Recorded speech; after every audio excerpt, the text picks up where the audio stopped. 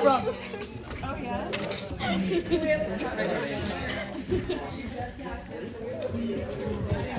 Hi, guys. Hi, guys. It's me, Pierre. Thanks for coming. This reading is for my screenplay titled The Magic Harp. What? The Magic Harp. This tale follows the story of an ambitious young boy named Max, played by the marvelous Zoe Young, raised by a single mother, Georgina, played by Abby, in 1930s Louisiana, whose absentee father, Aloysius, that is the singular James, that's pronounced Aloysius, by the way, comes back and takes him to New Orleans to start a music career. Unbeknownst to Max, however, this trip is all a ploy for Aloysius to escape from the police. In this scene, Max and Aloysius try desperately to find Max's lucky mouth harp, causing Max to reveal to his mother their whereabouts and Aloysius to have an unfortunate encounter with an old mobhead known as the driver, played by Alex, whom he's been trying to dodge. We got a big cast for you. Zoe as Max, James as Aloysius, Samuel as the bartender, Noah as the bargoer, and Cameron as narrator, and one line as the cop. Thank you. Hope you enjoy.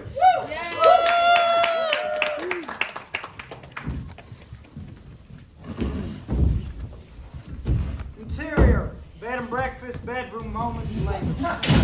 Max swings open the door and his clothes already wrinkled as he makes a beeline for his bed. He tosses the blanket and pillows round everywhere and picks up the mattress, surveying the whole room. Aloysius stands nearby the door frame, lighting a cigarette as he watches his son scramble. What's it look like again? You know what it looked like, Paul. I had it with me when we left the house. Had it with me on the train. I just can't remember where it was last. Well, you just keep searching for it. You know, it'll pop up somewhere. Maybe when we hopped off the train? It'll be here, Maxie. Just keep searching. Your daddy's gotta make some errands, though. What? You ain't gonna help me look? I'll help you when I get back. Aloysius is already heading out the door. Wait, Paul! Yeah? Maxie? I love you. We'll find you that harp, Maxie. Don't you worry. Max looks behind him and sees the telephone. He hesitates with his hand as it reaches towards the dial. He stops and then he follows through. He brings the phone to his ear, then dials. Yes. Operator? Interior Clementine house. Georgina stands restless in front of the mirror. She yanks at her hair with her coarse brush, tugging all the knots out as she winces with each pull. From the kitchen, she hears the phone ringing. She instinctively drops the brush and rushes over to the kitchen where she picks up the phone. Did you find him, officer? Mom? This is a good time? Max? Maxie, oh my goodness, thank the Lord you're all right. I'm sorry, Mama. Don't you apologize for anything, son. It's so good to hear your voice. I lost the harp, Mom. Don't you worry about the harp, Maxie. I'll get you 1,000 more. Just tell me, where are you? Oh, Paul and I okay. He just took me to get my suit tailored. Max gets up and checks out his suit in the mirror. Pant legs are halfway down his shin and the collar is all rough. He looks confident. You ought to see me, Mom. You like it more than anyone. This ain't the time, Maxie. I'm serious now. Listen carefully. Sure, Mom. What is it? You're coming back home, Max. I got a police officer looking out for you. What? Mom, what are you talking about? Just listen, Max. I need you to stay right where you are. Where are you staying, Max? Paul's got us staying at a bed and breakfast outside the brass rail. You're in New Orleans, then? Mom, I wish you wouldn't send no policeman. We just got settled here. Paul's out looking for the harp, and I'd hate to leave without it. Don't worry, Maxie. The police will take care of your harp, and your daddy just sit tight. Don't move. Take care of Paul? What's the police want to do with Paul? I should have never kept this from you, Maxie. I never meant... This about the train tickets? Lord, you make so much of everything, Mama. Train tickets? Maxie, listen to me. You've always been so hard on him. You'd put Dixie away if he just put his foot on our porch. Your daddy ain't Dickie. I wish he was, Lord knows it. Well, we can both be grateful he ain't. I gotta move along, Ma. I can't talk about this no more. No, Maxie, stay away from your father. Max has already hung the phone back on the receiver, not catching any of what his mother told him. He straightens himself up, goes back to the mirror, and tries to freshen his suit up a bit. Exterior, New Orleans street, same time. Hiding in the dark of the alley, he caught himself before with the driver, Aloysius. Keeps his back hugged to the wall. Aloysius pokes his head out to see the surrounding area, darken his head left and right to make sure the coast is clear before he makes his move. The shadows bouncing off the alley create a dark walkway, leading him straight to the right-hand door of the car's back seats, where Aloysius sneaks over before he hugs the wall of the car. He turns around to face the car door, where the window is left open just a bit at the top. Aloysius slinks his arm inside to reach the handle. He manages to open the door. Inside the car, a glimmer of light pokes out from a crevice in between the seats. Aloysius pokes his head around inside, bouncing his eyes around trying to find the harp until he notices the shine coming off its metal hide. His eyebrows raise. Aloysius slowly sticks his arm inside the car toward the harp. He moves with the steady hand of someone deciding to cut the red or the blue wire. Just like that, he's got it. No problems, no setbacks. It was all an easy grab. He inspects the harp, seeing all the wear and rust, dirty in the aluminum exterior. Aloysius shuts the door and eases himself, no longer in stealth mode. He moves to walk away when he sees out of the corner of his eye down the road a cop car. Oh, shit. His eyes Aloysius scurries back into the dark alley, hiding in the shadows once again, heart clenched tightly in his hand. Cop car doesn't keep going though. Right beside the parked car, the police car steps out to let the driver out of the police car. He wipes the dust off his coat and steps out onto the road. Ain't no bail you boys got. Too large to keep me free. Yep, that will be seen, Rusty. From the alley, Aloysius keeps his back against the wall, watching in the dark. Rusty. The driver pats down the bottom of his pointed white shoes before he walks over to his car. Unlocking the door with a singular key he pulls from his pocket, he enters inside. When he shuts the door behind him, the sound of tin clatters from the alley just beside him. He looks over to see the source, only to find an empty alley, with the lid of a trash can spinning around as it rattles against the concrete. Exterior dark alley day. Aloysius sprints on before he runs out of fuel, stopping to take a breath. He wheezes as he rests his hands on his knees. His eyes facing the ground, his breath panting like a dog. He unclenches his hand to view the harp inside his palm. He stares at that little thing. A light bouncing off the hide of the harp and directing Aloysius' gaze into a window beside him. Aloysius stares to see a man mixing some moonshine in a giant pot, stirring with a long wooden pole, like a moth to a flame. He walks inside. Interior, speakeasy, day. Lit by a single hanging lamp in the center of the room, Aloysius guides his way inside and stops at the corner of a bar. The bartender comes to greet him. You boys mixing right outside your window there. Anybody could come in and get a good look at your whole operation. Hey, you looking to get a glass? You know what you're doing then? I'll take a glass of your strongest moonshine.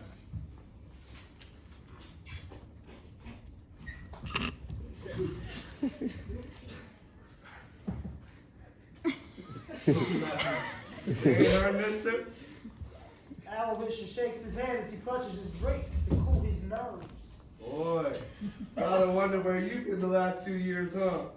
What's it to you where I've been, eh? Prohibition ended there, sir. Ha! Don't make me spit in my drink. Made it so. You ain't fooling me now. I won't believe what you spent all that time on. I celebrated it like it was my birthday. What else reached us up back? Anything else I missed? Well, slavery's been outlawed about 70 years now. So about the trick of Texas, Joshua. Oh yeah, well, you can just imagine, same land, same air, same water, I suppose, just a little bigger. Well, tell them about the ladies, huh? Surely they ain't like the sea wenches they got coming up on our shores. It's a whole other fauna. A nicer woman's harder to get, don't you know though? Surely that ain't stop you. Hey, sure. Talk to one of the locals there. They're a bunch of songbirds, huh? What, like a cuckoo? Nah. You gotta sing if you want to mate. Sure thing. You sing like a bird, you get yourself one, no problem. Didn't know you got a voice on you. Well, you ain't no bird. Well, I can please you just fine, though. You know the big spots? Ain't calm? Am I some kind of squid? The Mills brothers. Hey, brother, what do we look like to you? Nah. They don't play that kind of music on the border. Let me think of one. You ought to see my Cindy. She lives way down south. She's so sweet the honeybees will swarm around her mouth. Get along home, Cindy, Cindy, get along home, Cindy, Cindy, get along home, Cindy, sit down, Mary, someday. The first I seen my Cindy, she was standing in my door. Her shoes and standing, her hands, her feet all over the floor. And if I had a needle in there, fine as I could chew, I'd shoot that down to my head and down the road I go. Cindy hugged and kissed me, she wrung her hands and cried, swore I was the prettiest thing that ever lived to die. From the corner, a figure is consumed in all darkness. The only thing poking out in the wash of the lamb's light is his white shoes. A gruff voice pokes out from unseen lips. I wish I was hanging from a tree.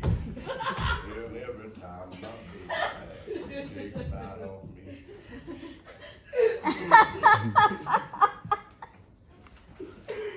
She told me that you loved me.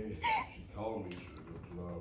Threw her arms around me. I thought my time had come. Now the man gets up and enters the light to reveal the driver. He strolls down the bar to greet the three men all put at unease. Pretty song, man. Kind of twisted in that. You can't hide from me, sort of way. Look, Rusty, we ain't got nothing for you. I wish I had a needle as fine as I could sew. I'd sew her in my pocket, and down the road I'd go. I said, we ain't got nothing to hand you, Rusty. You ain't due anything till the end of the month.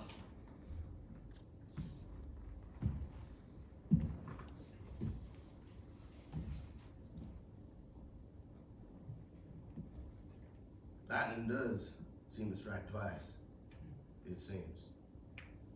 Rusty. So you remember me then. Well, it's nice that you got all washed up to get out so soon. Wish I could have said the same. Something tells me you get the chance to try again. How did you know to find me here? Been here since they let me free. Call it a happy coincidence. Rusty takes Aloysius' drink from his hand and takes a swig, wincing just a bit. Almost as good as I remember yours to be, right? What do you want from me, Rusty? Before, it was just carrying out a job. Every job has its price. Give me a number. Think we can work something out? Rusty grabs Aloysius by the collar and picks him up off the stool. Their faces both beat red. The bartender grabs Rusty by the arm. Hey, Whatever he did, Rusty, I'm sure. what happened to singing, huh? Exterior, speakeasy now. Out in the rain, Rusty still holding him by the collar, tosses Aloysius onto his car. The man in white dusts the disheveled gangster off before punching him right in the side, over and over. Aloysius' face winces. Sam won't believe the news. Another fist fry. The more Rusty hammers on Aloysius, we see the white jacket he wears tensing, losing the crispness of the starch. He throws a left jab, then a right, then a left. Shame we can't get that reward after all, huh? Rusty, standing over Aloysius, adjusts himself and punches Aloysius' hat over his eyes.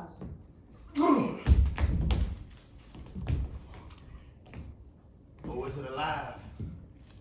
Or dead? Aloysius lies nearly unconscious with his head on the tire. He stares as Rusty begins to walk away from the car, shaking his shoes out for scuffs. Rusty comes back to the car and shuffles through the driver's seat.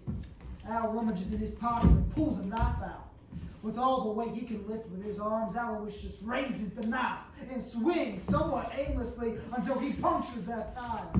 Rusty hears only the hiss of the tire running out of the air when he turns around to deal with the problem, wielding his gun. Goddamn son of a bitch! Rusty lifts his foot and digs it into Aloysius' hand, still gripping the knife, handmade and brittle, crushes on impact along with Aloysius' hand. Aloysius winces even more in pain, letting out a whimper. Should have kept to Whitney, huh? Without too much more time to process, however, with Rusty's foot still pressing down on Al's hand, Aloysius pulls out from the other pocket Max's harp. He holds the rounded piece and leaves the pointed part sticking out before Rusty can react. Thwack! Digging into Rusty now begins to squeal as he drops the gun. There's that pretty little voice of yours. Rusty now collapses onto the ground before Aloysius, holding his punctured leg in agony. Aloysius takes a deep breath before he starts to drag himself across the concrete. Eventually, he builds the strength to pick himself back up to his feet, when he grabs Rusty's gun and yanks the harp out with his knife, then moves to stand over Rusty's body. Aloysius collapses to his knees before Rusty's face sitting on his chest. He throws the bloody harp into the air like Brutus in the Senate halls and hurls it into his Julius. Interior. Bed and breakfast. Bedroom later that night. Max lies in bed with the lights off, the only illumination coming from the glow of the neon outside the window. He stares at the ceiling, trying to drown out the sound of the city on outside. Still raining hard.